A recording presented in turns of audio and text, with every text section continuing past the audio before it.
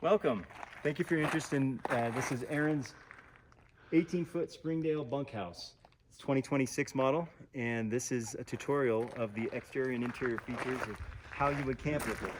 First thing is when you have your tow vehicle connected, and I've disconnected the chains and the lights, but you're going to want to crank it off the vehicle, and you can do that manually here, but we have something cool in this rig where you can grab out of this tool compartment. We've got a handy drill that can do it up and down for you. So if you want to connect to the car, you're going to go counterclockwise like this. If you're going to camp, you would do the opposite. But it does all the cranking for you, because this crank goes, it would take forever, like 200 cranks for up and down, and maybe even more than that. So this does all that work for you. The propane tanks are right here. If you want your your stove or your heater to work, you need the propane on. So when you're traveling, turn the valves off, but then when you get there and you're camping, turn the valve on.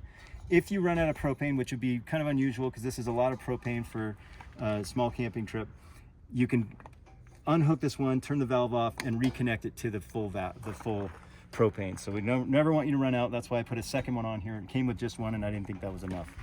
So again, you've got your tool compartment here.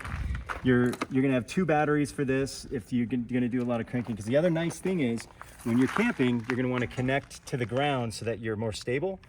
And if you're on dirt or some other type of unstable surface, you can grab these. There's 4 of them for each corner of the rig, and you would just connect to this and go down. It has the same size socket, so you can go down, stabilize it. Don't go very far into the ground. Just when it touches and pushes up just a touch, you're starting to get stable. And then when you're done camping, you can take it back up.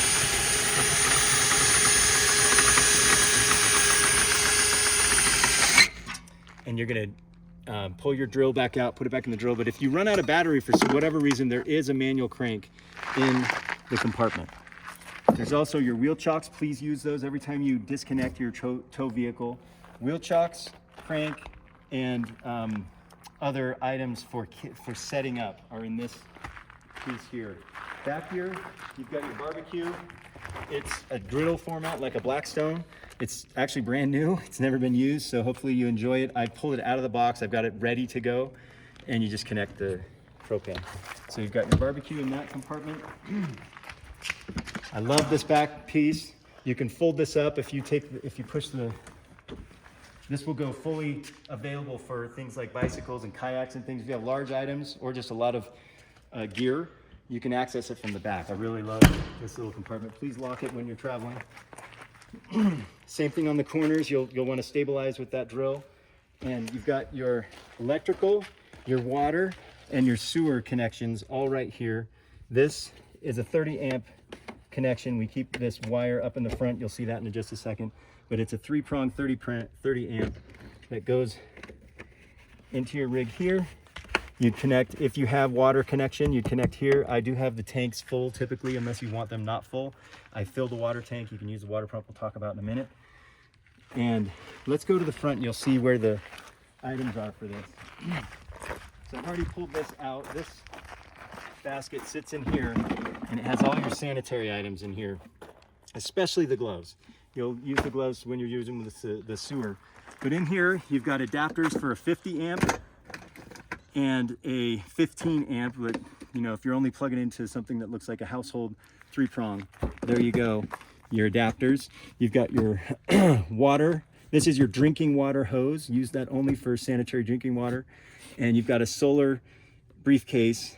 It's a very slow 60 watt, but if you're out camping and all you need it for is just basic lights and some little things that you need for camping and turning on your heater at night and things, that's enough. So you can use it for dry camping for quite some time to have some electrical, but not fully electrical. So I'm gonna grab some gloves. Let's show you how the sanitary works. We'll go back in the back of the rig. So we're back in the back of the rig, and I'm putting on my sanitary gloves, because what we're gonna do is pull the sanitary, the sewer dump hose out of the bumper. So the rear bumper has the hose in it, has the Rhino Flex And this goes into the sewer hole that you're going to plug into. And please disconnect. There's two 10-foot hoses in here.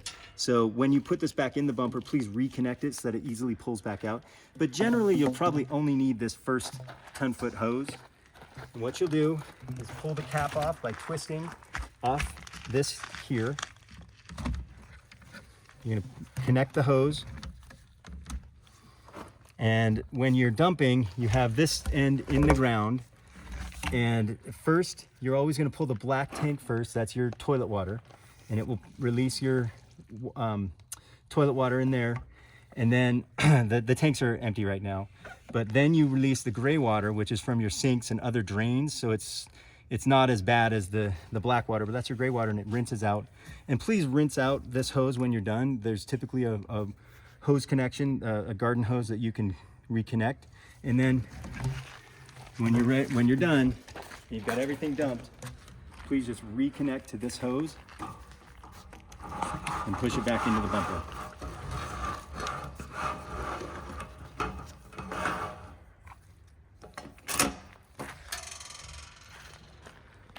And remember to please put the cap back on. Okay, now we're going to go to the inside of the bunkhouse. First thing you're going to see is this control panel right here. One key thing is you're going to want to know where the lights are. This one switch turns on all your main interior lights. If you want to put the awning out, be very careful, but this is the awning light. And you have the awning connection right here. You can put it out and in with this. Your slide, it's out right now, but you can pull the slide back in by holding this button down and bring it all the way back in. So you can see the slide button here. Your tanks, if you want to know how much battery you have, I've used the batteries a bit, so I'm at 2/3 full here. You hold that down. Your fresh water, I've got a full tank right now. Your black water has a little bit in it. Your gray water is empty. So this is how you track what's in your tanks.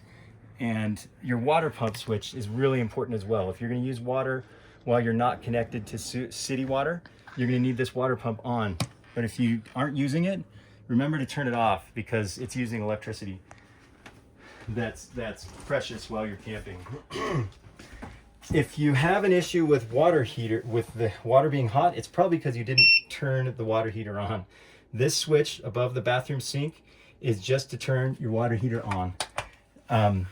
You've got, it's already set at the hottest. It's 125, it's at 124 right now.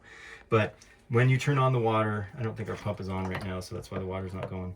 But you turn the pump on and it gives you your cold water and your hot water and all your connections. Remember how the toilet works here is we've got a little bit of water in it. The way you can flush it by fully using that, but if there was water connected right now, I would slowly push it halfway down and it fills up with water, and it'll be ready for the next person. Let's look at the bunks. So this didn't come with a ladder in it, so it has actually a specialty better ladder that's connected here, but typically we like to travel with it up on the bunk. So when you're ready to use the bunk, get the ladder down. When you're traveling, put the ladder back. We've got the table right here is awesome, except when you're traveling, you've got to put it away. So these legs are really cool. It makes it for a really cool table to sit at, and you can bring this table out. It can be outside as a picnic table or a serving table, or you can use it for meal prep right here in the middle of the trailer, and this can just be open. So there's a lot of reasons why this is a cool feature.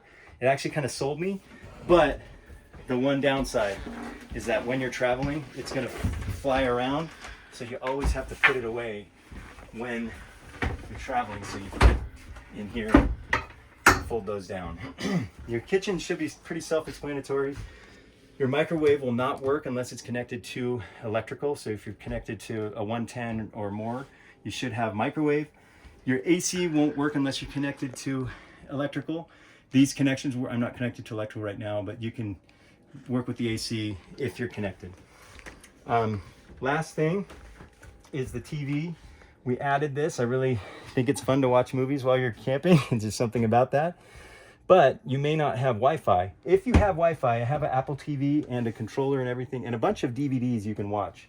But this TV has a DVD player built in, so you can watch DVDs while you're camping. Other storage items you'll figure out, you'll have your silverware here, got your plates and some cups and cooking utensils and things there. You've got your pots and pans and some more bowls down here, but there's, you know, the space is limited. One key thing is to remember that under these seats, totally useful storage space. And then some key items you can keep up here. We've got cleaning items, your trash, and other things available down here. I hope you really enjoy this rig. I love it. I really like the size of it. I don't like huge vehicles. I want this one to just get wherever you're going. That's why this smaller rig, you make some compromises with it, but it's pretty cool. I hope you enjoy it. Have a great trip.